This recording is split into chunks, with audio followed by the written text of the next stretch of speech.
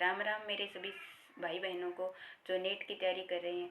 तो उनको मैं बता रही हूँ, मैं नेट क्लियर कर सकती हूँ बिना किसी बड़ी कोचिंग के, तो आप भी कर सकते हो। तो इसलिए हाथ जोड़ के आपसे रिक्वेस्ट है कि मेरे चैनल को सब्सक्राइब करना, लाइक करना और शेयर करना, क्योंकि उन गृहिणियों तक ज़रूर पहुँचे जो घर में रह के और बिना किसी कोचिंग के नेट की तैयारी कर सकती है।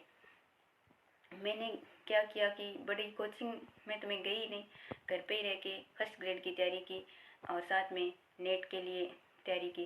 तो नेट के लिए तो मैंने 6 से लेके 12वीं तक की किताबें पढ़ी, उसके अलावा ऐसा कुछ भी नहीं पढ़ा। मैंने मेरे हस्बैंड को देखा, वो भी 6 से लेके 12वीं तक की किताबें पढ़ते और उनका तो नेट 6-7 बार ही हो गया और अब JRF भी क्लियर हो गया। तो वो भी तो PhD कर रहे हैं। उनका सब्जेक्ट हिंदी है और मेरा सब्जेक्ट पॉलिटिकल साइंस है। और मेरा भैया है तो उन्होंने भी एग्रीकल्चर से नेट क्लियर किया है। तो उन्होंने भी 6 से लेके 12वीं तक की 130 बुकें पढ़ी।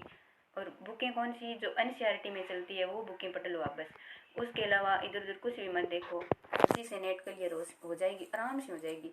और फर्स्ट पेपर के लिए थोड़ा रीजनिंग कर लो, और ब्लड रिलेशन वाले तो पर्सन आते हैं, उनके अलावा थोड़ी रीजनिंग और कर लो।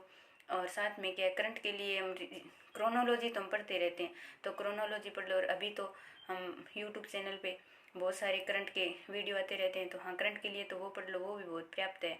तो नेट के लिए तो आप बड़ी बुक पढ़ने की और कोचिंग करने की ज़रूरत ही नहीं है। बहुत सारी बहनों को और भाइयों को ऐसे लगता है भी हाँ नेट के लिए अलग से कोचिंग करनी पड़ेगी तब जाके नेट होता है। नहीं, ऐसा कुछ नहीं है। आप घर पे रह के आराम से नेट क्लियर कर सकते हो, जैसे मैंने किया। मैंने पहले प्रयास में और बिना किसी कोचिंग के नेट क्लियर कर लिया। मुझे खुद यकीन नहीं हुआ कि हाँ नेट क्लियर हो सकता है, कि बिल्कुल हुआ। अभी मैंने JRF के लिए पेपर दिया है, ये नवंबर वाला हुआ था, तो वो मैं देखती हूँ कि उनका रिजल्ट क्या आता है। और पेपर तो वो भी मेरा अच्छा हुआ। और बीच में क्या है कि मैंने 2018 में कर लिया था नेट क्लियर, तो बीच में मैंने नेट का पेपर ही नहीं दिया। तो उनका कारण आप भी जानना चाहते होगे भी दीदी ने क्यों नहीं दिया नेट का पेपर। नेट का पेपर नहीं देने का कारण था कि मेरी शादी होगी, उसके बाद मेरी एक छोटी बेटी है, तो बेटी की वजह से मैं पेपर दे नहीं पाई।